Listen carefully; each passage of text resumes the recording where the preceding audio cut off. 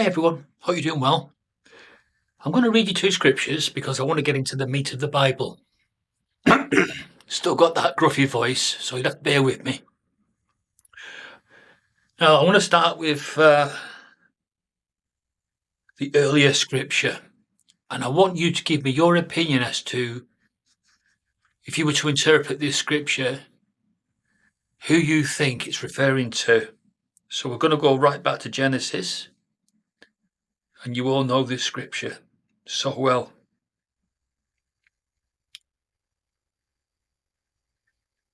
Verse 15, of course. So it says, I'll read it straight from here, shall I? Instead of looking at my phone, which is just in my hand. And I will put enmity. Now, enmity, dictionary definition, well, that's a sort of division and hatred and that kind of thing, isn't it? So that's what he's referring to. And this is God speaking in this scripture. So I will put enmity between you and the woman, and between your offspring and her offspring, and he will crush your head and you will strike him in the heel. This is the first prophecy in the Bible. Can you name me any other prophecy before this one? Well, I don't think there is another prophecy that supersedes this one or comes before this one. Prophecies have come after this one all the way through the Bible, but this, for me, is the first prophecy of the Bible, and this is the most significant, and this is why we're in the troubles we're in right now, and the troubles that will continue till God decides to call time on our human affairs. You notice it talks about a woman. Okay, so a lot of people in the past have said, oh, this can only be talking about earthly Eve. I don't believe it's talking about earthly Eve. I believe this is symbolic. So this is a symbolism of a woman. If I was to read another scripture to you, and you know which one I'm going to go to now, don't you? I can only go to this scripture because this one also refers to a woman. This one's Revelation 12. Verse 1 and 2. Again, I'll read it straight from the screen. Then a great sign was seen in heaven. A woman was arrayed with the sun, and the moon was beneath her feet, and on her head was a crown of 12 stars, and she was pregnant. And she was crying out in her pains and in her agony to give birth. Tell me if I'm wrong, but Genesis 3:15 and Revelation 12:1 is talking about the same woman. This symbolic woman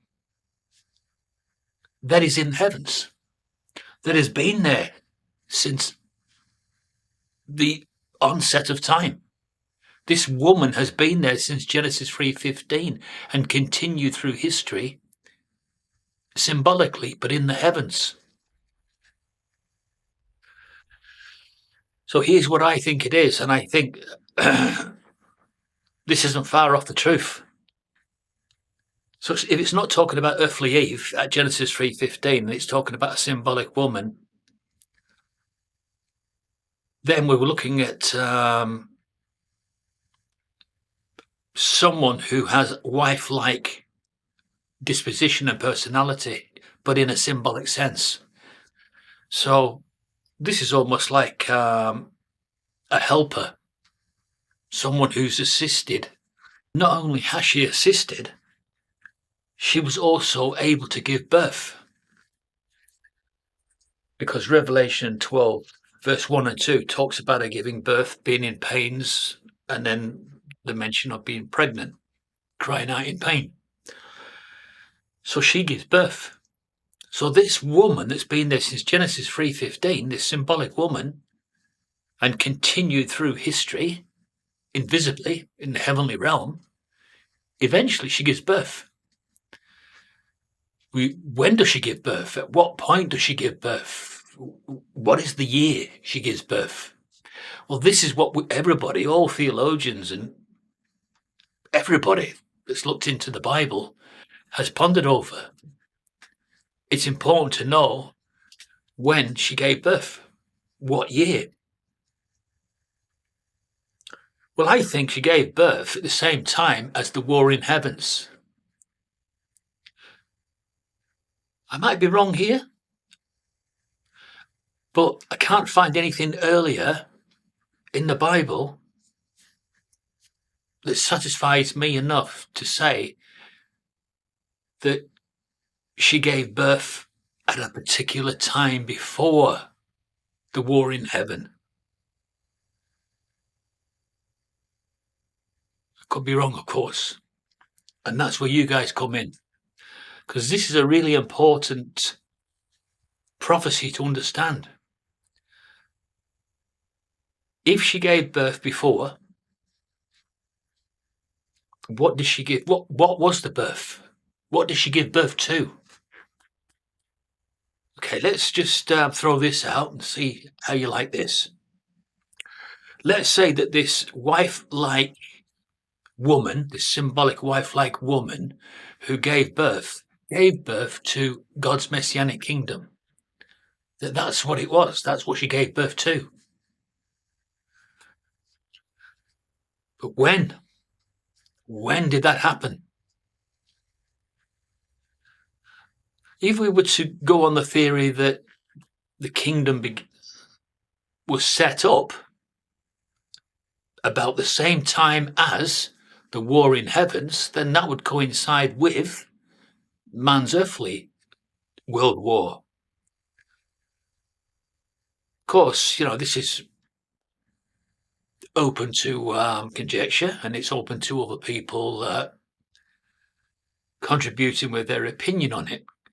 Because again, it's prophecy, and you don't pretend to understand prophecy easily. You need to digest it. But if it was God's messianic kingdom, and that did coincide with the war in heavens and then also the war on earth, then that would give us the year 1914. This would be quite interesting. So that means that this woman, this symbolic woman who is invisible to human eyes, but is like a wife-like